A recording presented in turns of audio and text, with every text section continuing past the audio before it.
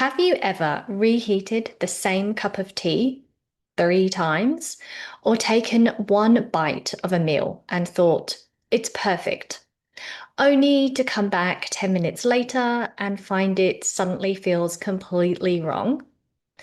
Maybe someone has looked at you and said, it's only gone a little bit cold, or it's basically the same food, but it doesn't feel the same. And for many autistic adults, that's because it isn't the same sensory experience anymore. Today, I want to explore why temperature matters so much and why it's about far more than simply liking food hot or cold.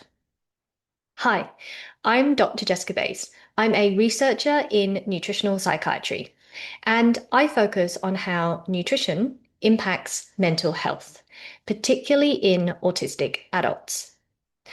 Now, over the past few videos, we've been exploring the sensory side of eating. We've talked about how our relationship with food can change from day to day. And we've also talked about why crunchy foods can feel so satisfying.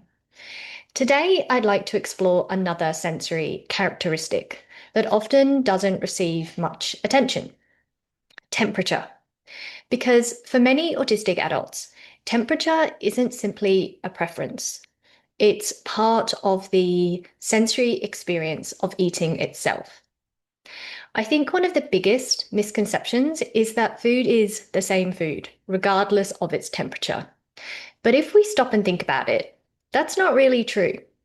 Imagine fresh toast. Now imagine the same toast an hour later. Or think about hot chips compared with cold chips, or freshly made coffee compared with lukewarm coffee.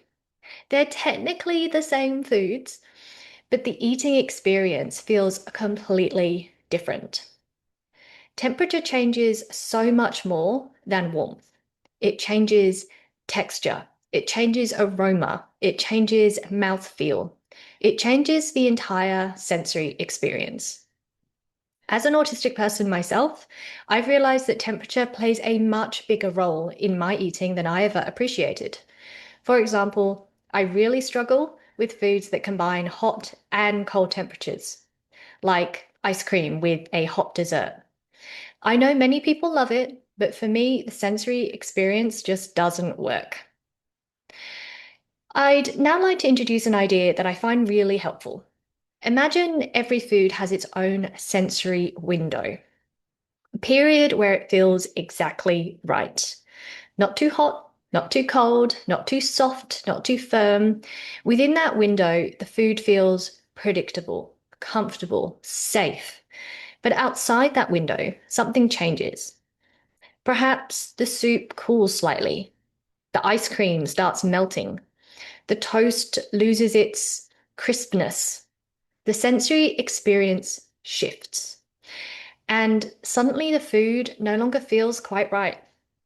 For many autistic adults, these changes can feel much more noticeable than people realize. One of the fascinating things about eating is that it isn't just about taste. Research has shown that our experience of food is influenced by many different sensory systems working together. Temperature influences how aromas are released, how flavors are perceived, how textures feel, and even how satisfying a food seems. So when someone says, it's only gone a little bit cold, from a sensory perspective, it may genuinely feel like a completely different eating experience.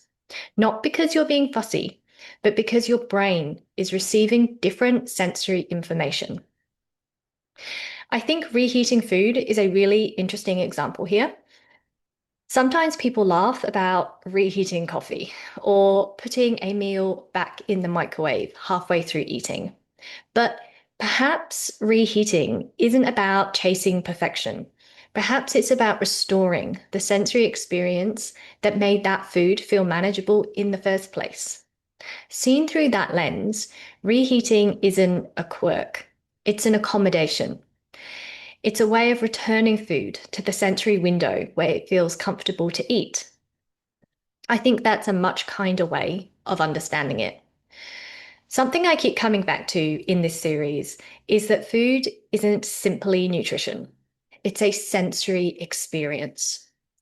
For one person, temperature might barely matter, but for another, it completely changes whether a food feels accessible. Neither experience is right or wrong, they're simply different. And recognizing those differences can help reduce a lot of unnecessary self judgment. If temperature is something that matters to you, there are lots of simple accommodations that may help.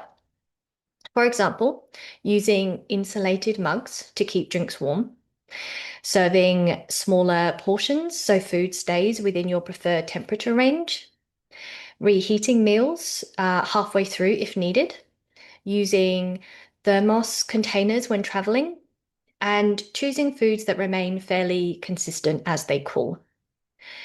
These aren't about being overly particular. They're about making eating easier. And accommodations don't have to be complicated to be worthwhile. I think one of the biggest messages I'd like to leave you with today is instead of asking, why am I so fussy about temperature? Perhaps we could ask, what changes in the sensory experience when the temperature changes? That question invites curiosity, not criticism. And curiosity is often a much more compassionate place to begin.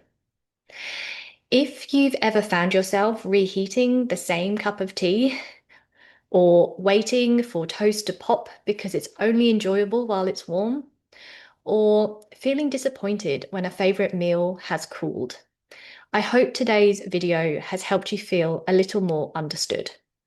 Sometimes temperature isn't just a small detail.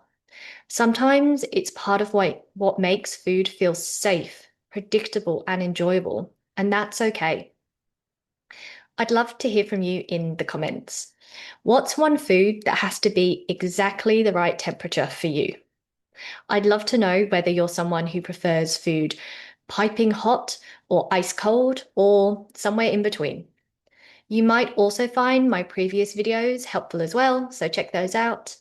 And if you're interested in more evidence-based neuroaffirming approaches to nutrition and mental well-being, please consider subscribing. Thanks for watching, and I hope to see you next time.